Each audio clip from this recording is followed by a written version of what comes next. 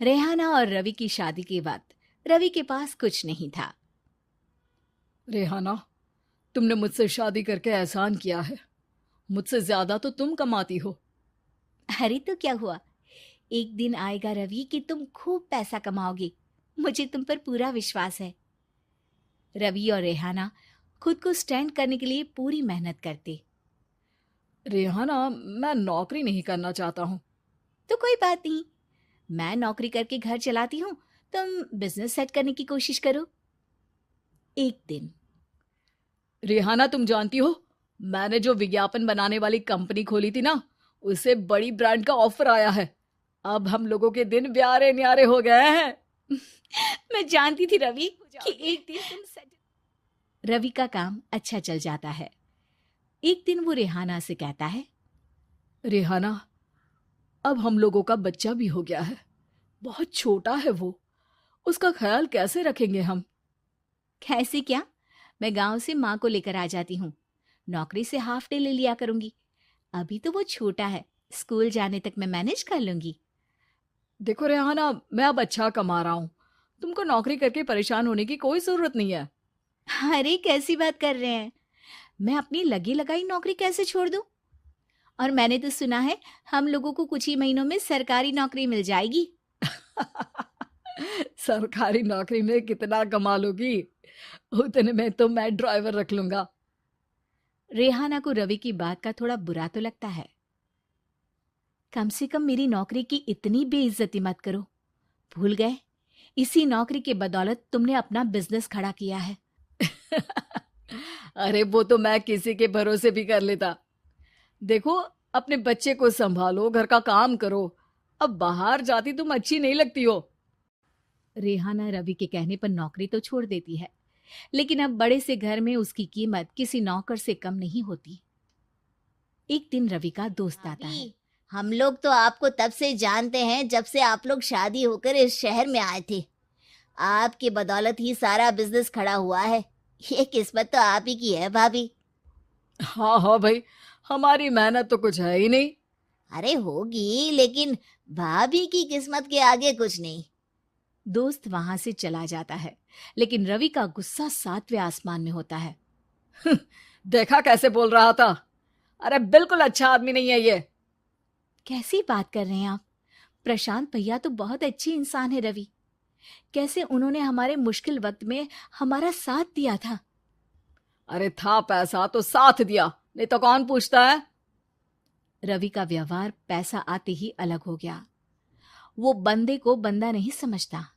घमंड से घिरे रवि ने तो रेहाना, मैं अब तुम्हारे साथ नहीं रह सकता हूँ। क्या क्या बकवास कर रहे हो रवि?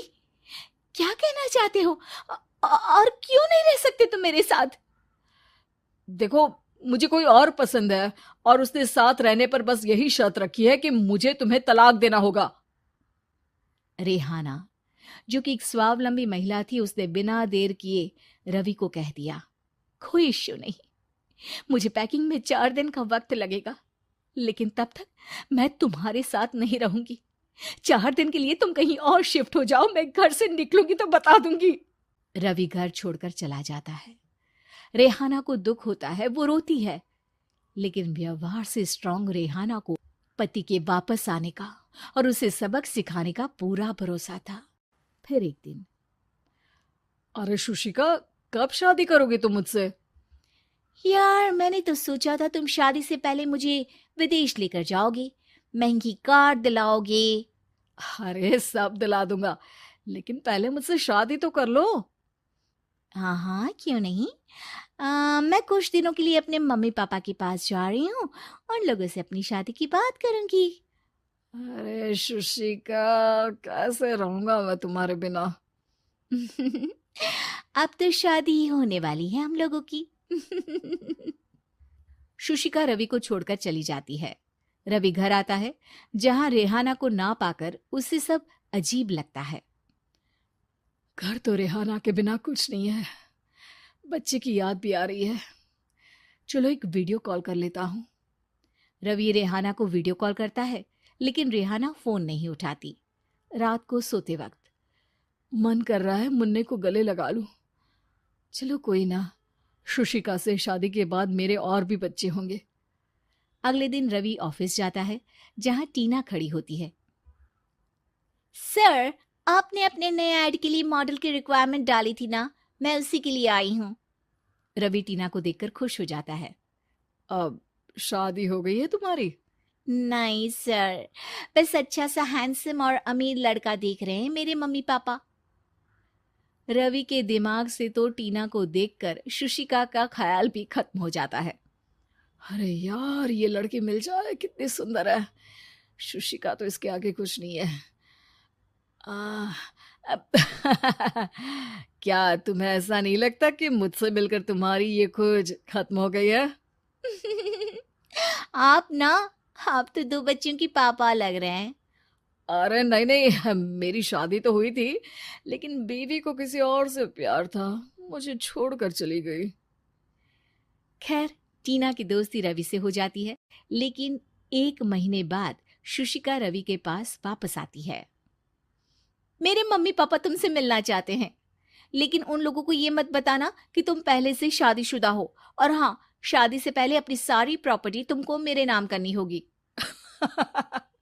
अरे पागल, अब मैं तुमसे शादी ही नहीं करना चाहता। भला ऐसी लालची औरत से कौन शादी करेगा? तभी वहां टीना आ जाती है। रवि, ये पागल सी औरत कौन है?